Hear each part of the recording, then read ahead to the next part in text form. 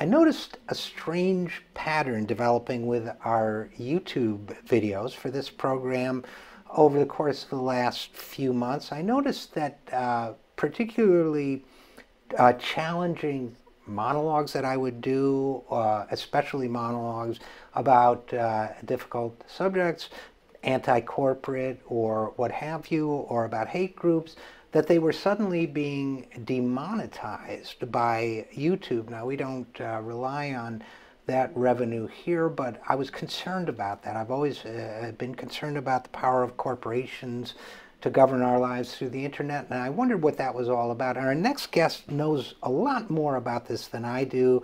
David Pakman is both a communications personality and a political activist. He's been at this whole broadcasting thing longer than I have, and his program is very popular on YouTube as well as through other outlets. So I thought maybe he could join us and discuss that, all of this with us.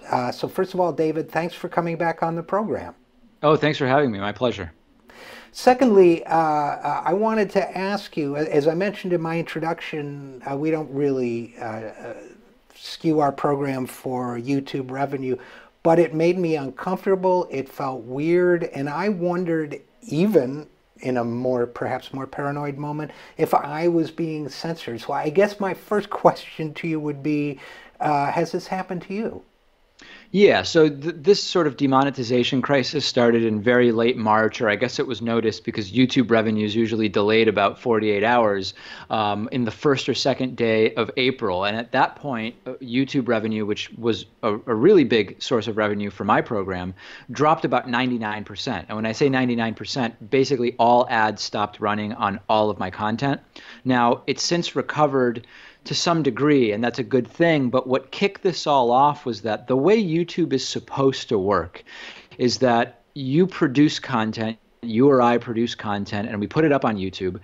Completely separately from us, YouTube has salespeople which make deals with advertisers, and ads appear on our videos. And the great thing about the system is I never need to deal with those advertisers. The ads just are sort of there. And what happened was the algorithm that determines when ads play was portrayed as being too loose in some corporate media articles. And I think there were really a handful of examples where someone made very obviously offensive content, racist content with racial slurs in the subject of the video. And an ad ran on that video, ads for big companies. Now, the articles that were written made this seem like a really big problem. But the truth is that if there's any criticism of the YouTube algorithm, is that it's always been too strict, not too loose.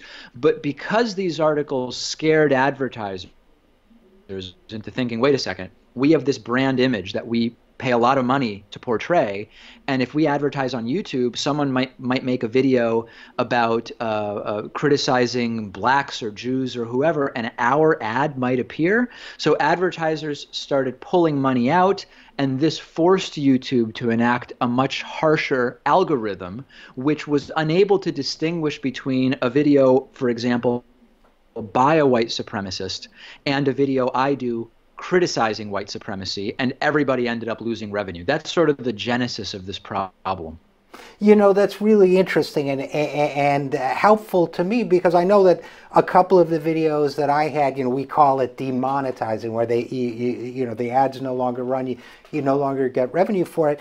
A couple of those videos were about white nationalists and obviously condemning racism, so I didn't understand the problem there. And then a big theme of mine for years has been, the runaway power of corporations in American life, including Google, YouTube, and so on.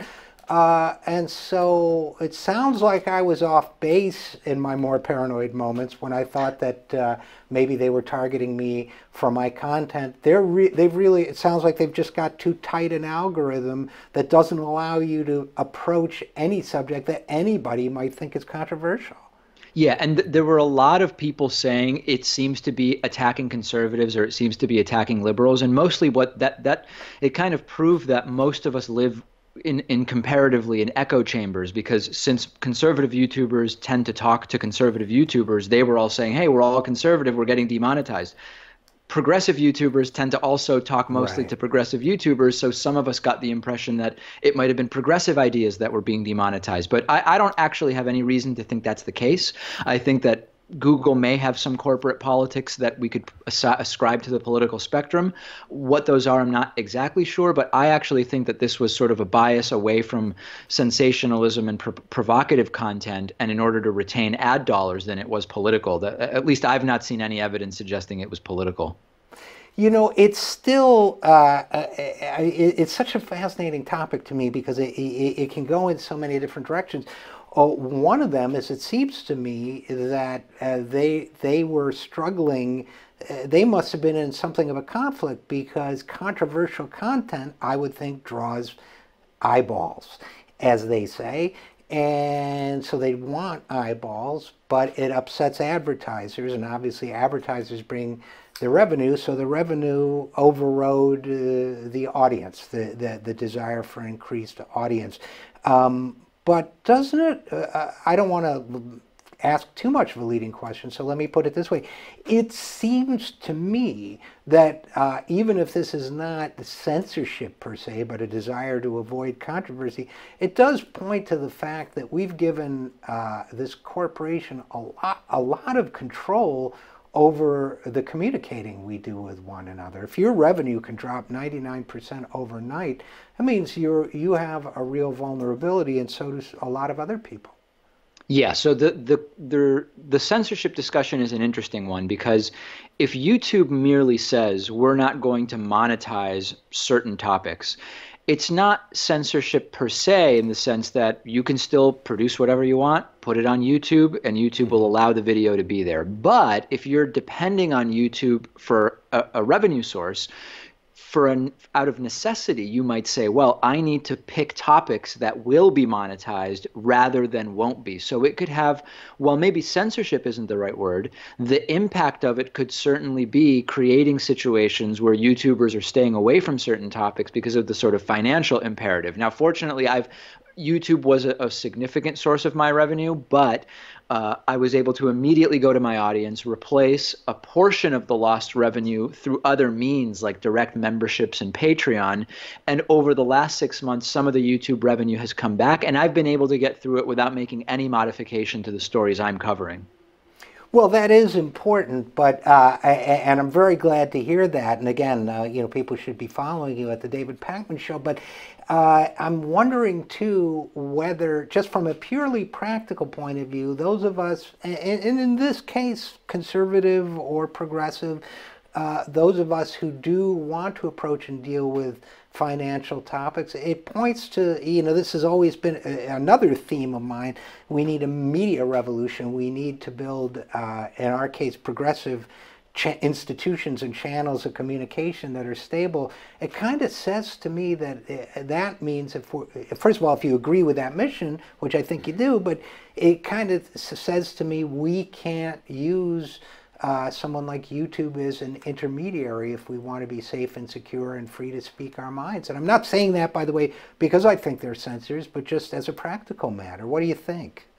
I believe that we should only consider any of the platforms that we're on tools in a toolkit, any of which individually could disappear at any time. And that's really the relationship I have with all the platforms that I'm on, which is I don't have the idea, and I think some YouTubers were overly reliant on YouTube with the idea that nothing will ever change and they'll be able to fully monetize all the content that they've always been putting up on YouTube. So yeah, I think that number one, it's sort of a systemic risk to be overly reliant on any one platform. But in addition to that, you have to remember that when you're dealing with a platform whose imperative is really profit above all else, you have to be aware that as soon as you are not the avenue for them to profit, your position with them may be in jeopardy.